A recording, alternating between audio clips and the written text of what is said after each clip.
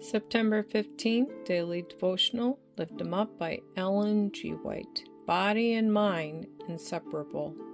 If any man defile the temple of God, him shall God destroy, for the temple of God is holy, which temple ye are. 1 Corinthians chapter 3, verse 17. One of the strongest temptations that man has to meet is upon the point of appetite. Between the mind and the body there is a mysterious and wonderful relation.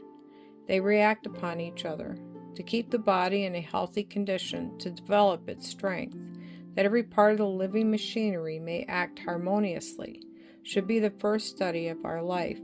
To neglect the body is to neglect the mind. It cannot be to the glory of God for His children to have sickly bodies or dwarfed minds.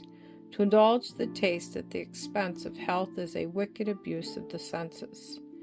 The Redeemer of the world knew that indulgence of appetite would bring physical debility, and so deaden the perceptive organs that sacred and eternal things would not be discerned. Christ knew that the world was given up to gluttony, and that this indulgence would pervert the moral powers. If the indulgence of appetite was so strong upon the race, that in order to break its power, the divine Son of God, in behalf of man, was required to fast nearly 6 weeks, what a work is before the Christian in order that he may overcome even as Christ overcame.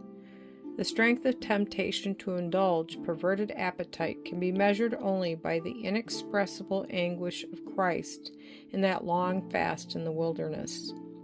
Christ knew that in order to successfully carry forward the plan of salvation, He must commence the work of redeeming man just where the ruin began. Adam fell by indulgence of appetite.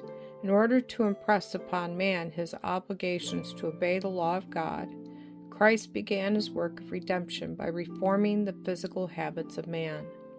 Intemperance in eating, even of food of the right quality, will have a prostrating influence upon the system, and will blunt the keener and holier emotions.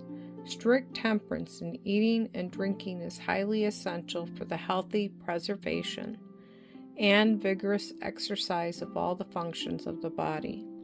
The only safe course is to touch not, taste not, handle not tea, coffee, wines, tobacco, opium, and alcoholic drinks.